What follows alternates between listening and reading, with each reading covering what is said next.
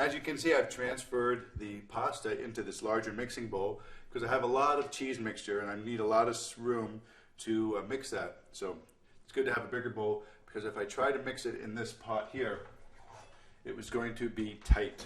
So here's our cheese mixture. Not quite enough room for the pasta in that bowl. And all I'm going to do is now mix it all together.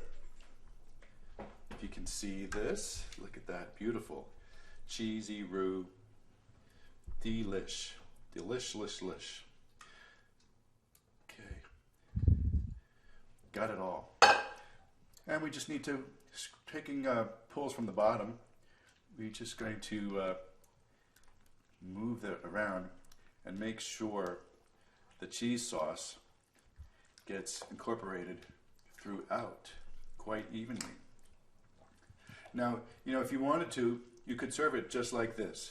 It's a little loose, but you could kind of reheat this and serve it like this.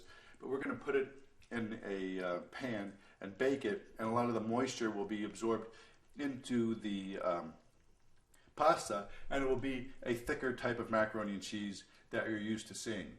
So keep clicking, and we're going to put it together. We're going to make a crumb topping first, and then we're going to put it all together. So keep clicking.